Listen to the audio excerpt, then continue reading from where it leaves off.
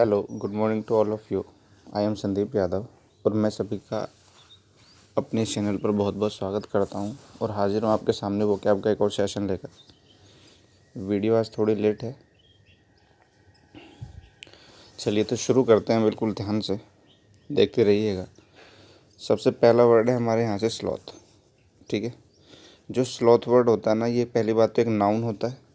Sloth होता है एक नाउन। इसका मतलब होता है आलस्य। आलस्य तो इसका जो सिनोनियम होगा यहाँ पे वो होगा लेजीनेस। ठीक है ना, लेजीनेस। तो यहाँ पे इसका एक और सिनोनियम लिख लीजिएगा, आइडलनेस। आइडलनेस, ठीक है ना, इसका मतलब भी क्या होता है? आलस्य। ठीक है ना, एक वर्ड और लिख लेगा, स्लगिशनेस। स्लगिशनेस, ये भी क्या होगा? इसका सिनोनियम हो जाएगा। ठीक है ना, तो स्लोथ हो गया, आलस्य नाउन होता है, आइडलनेस, लेजीनेस, स्लगिशनेस। ठीक है, ये इसके क्या हो जाएंगे? आपके सिनोनियम हो जाएंगे। इसके अलावा जो और मीनिंग दिए हुए हैं यहाँ पर देख लीजिएगा एक बार। स्लज, स्लज का मतलब होता है मड, कीचड़। ठीक है, मेलेडी, मेलेडी का मतलब होता है इलनेस, बीमारी। ठीक है ना, मेलेडी होती है बीमारी। चलिए, पार्सिमोनियस। पार्सिमोनियस होता है एडजेक्टिव। मैंने आपको बताया था जिन वर्ड्स के बाद में ओ यू एस लिखा हुआ वो एडजेक्टिव्स होते हैं। ठीक है ना, पार्सिमोनियस लोग होते हैं जो पैसे को बड़ा सोच समझ के खर्च करते हैं। इकोनॉमिकल बोला जाता है इन्हें, इकोनॉमिकल।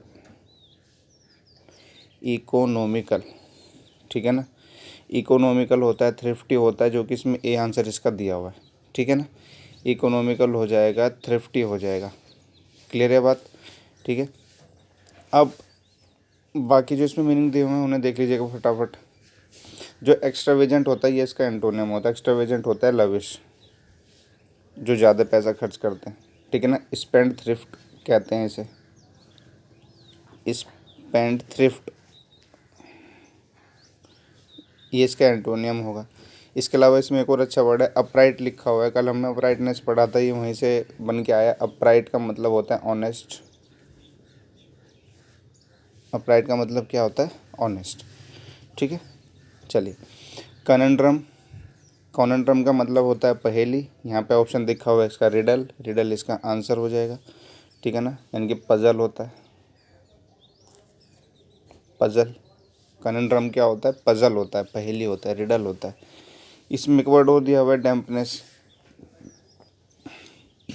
डैम्पनेस का मतलब होता है humidity, moisture.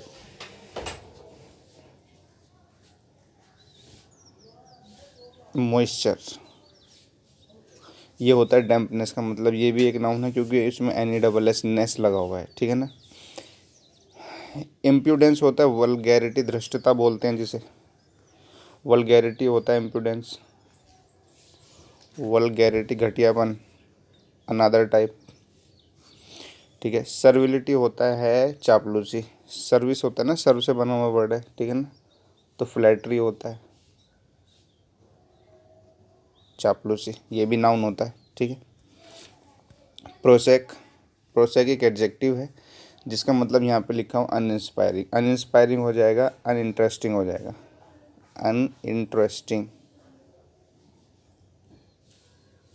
Uninteresting.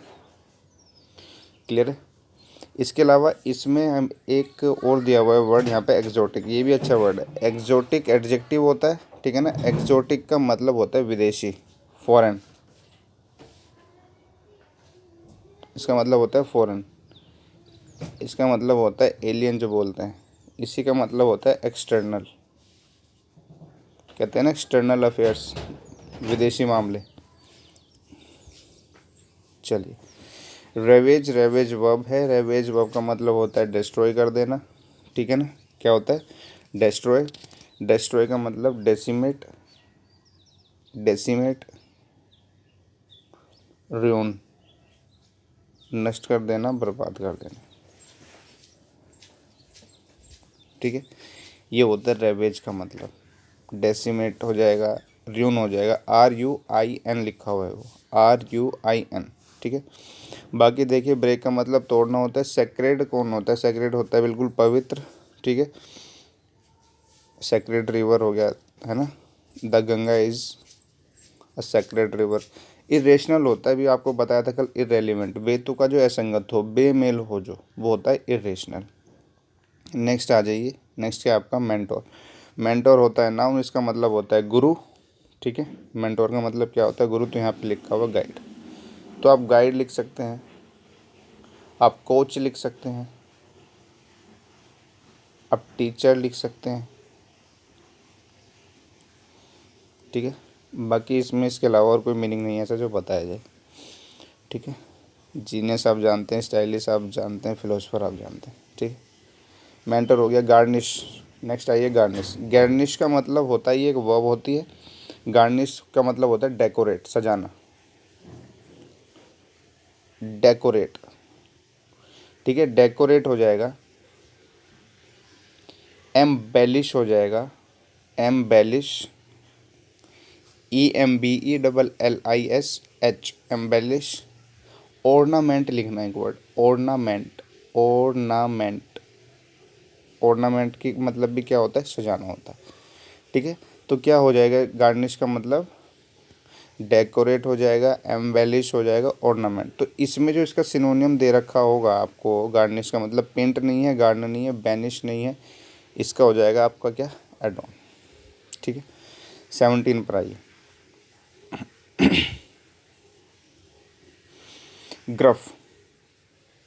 Gruff sound के लिए यूज़ किया जाने वाला वर्ड है ग्रफ जो होता है, ठीक है ना। कर्कश आवाज़, low in pitch, rough and low in pitch, बड़ी जो कर्कश आवाज़ होती है ना, हस्की बोलते हैं जिसको, वो होता है रफ, ठीक है ना। तो ग्रफ का मतलब क्या हो जाएगा? रफ हो जाएगा, रफ, ठीक है। रफ लिख लीजिए, रिजिड लिख लीजिए, वैसे रफ से ही काम चलेगा। लो इन पिच लिख सकते हैं, लो इन पिच, जो आवाज़ सुनने में बड़ी बेकार है, ठीक है ना, लो इन पिच, ठीक है। चीयरलेस समझ में आ गया? चीयरलेस मतलब जो अनहैप्पी हो, जो खुश ना हो, ठीक है। ग्लूमी, दुखी बिल्कुल, ये होता है, ठीक है। और हाँ, रफ़ का एक मतलब और भी होता है, उसे लिख लीजिए। आप रफ़ कॉपी वगैरह यूज़ करते हैं ना, वहाँ पे तो उसका मतलब कर्कश नहीं होता ना।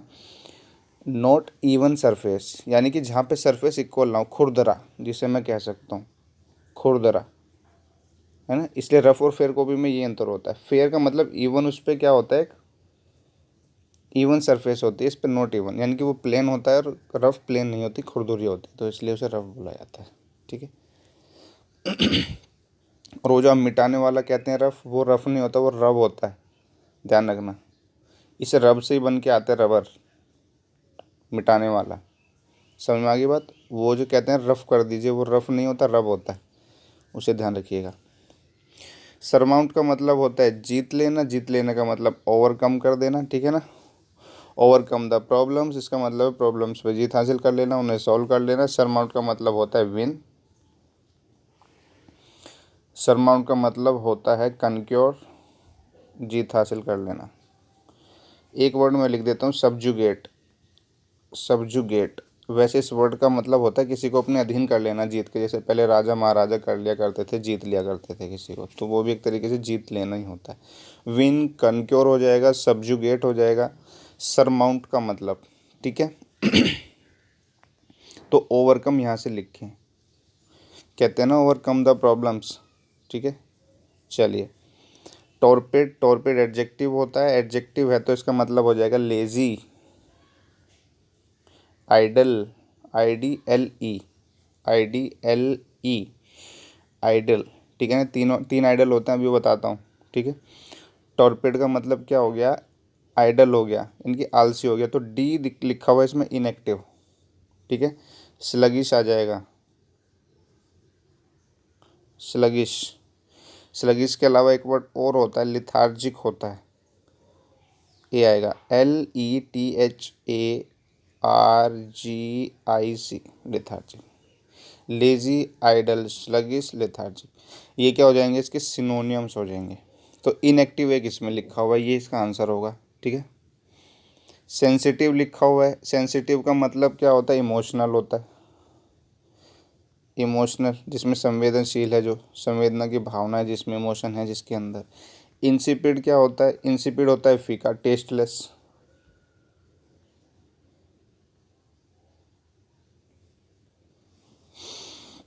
बात क्लियर होती है? आज अभी बात कर रहे थे आइडल की। 3 वर्ड होते हैं, IDEAL, IDOL, IDLE, तीनों आइडल हैं, ठीक है ना। इस आइडल का मतलब पहला IDEAL, आदर्श, ठीक है, कि तुम्हारा आइडल कौन है, वो ये वाला आइडल होता है। IDEAL कि मेरा आइडल सचिन तेंदुलकर है, मेरे आइडल मेरे माँ बाप हैं, तो मेरे आदर्श कौन है, वो ये वाला आइडल है। आइडल ओ लिखा हुआ है तो ध्यान रखना, ओ लिखा हुआ है मूर्ति के लिए, जो मूर्ति बनी हुई होती है, ठीक है ना। आइडल होता है मूर्ति। आइडल अभी हमने पढ़ाया, आइडल का मतलब होता है लेजी, आलसी। एडजेक्टिव, नाउन, एडजेक्टिव, ठीक है।